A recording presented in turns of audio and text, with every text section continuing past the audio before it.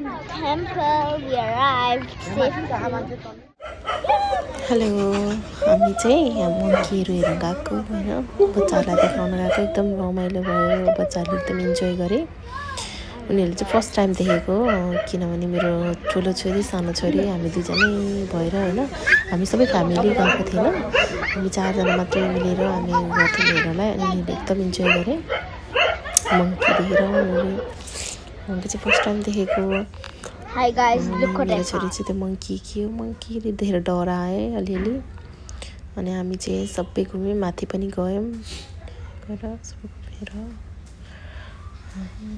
enjoy गऱ्यौँ यहाँ चाहिँ माथि गएर होइन घामले गर्दा हेर्नु मेरो आँखा कस्तो भएको छ क्या अनि वेदर चाहिँ एकदम राम्रो थियो माथि टपबाट हेर्दाखेरि होइन सबै भ्यू देखिने अनि त्यसपछि छोरीहरू चाहिँ अब फोटो खिच्नको लागि रेडी हुँदैछन् टेम्पल हेरेर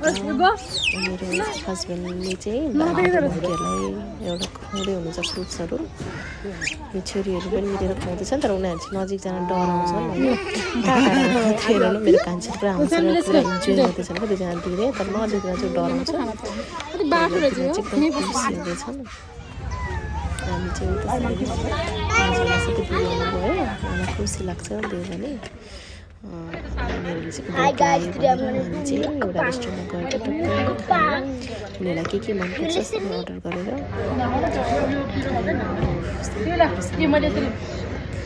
चाहिँ अब के चाहिन्छ पिज्जा मोमो होइन अब त्यो रेस्टुरेन्टमा बसेपछि सबै चाहिन्छ मलाई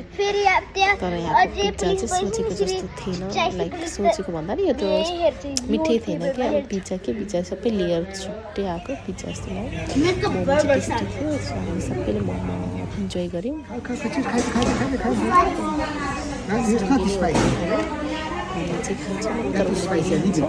अनि बहिनी एकदम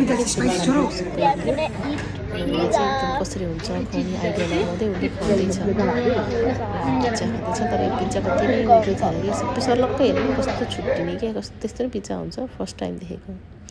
हाम्रो चाहिँ यसरी नै दिन बित्यो लाइक नेपालमा यो हामी भ्याकेसन गएको थियौँ त्यति बेला मैले खिचेर राखेको भिडियो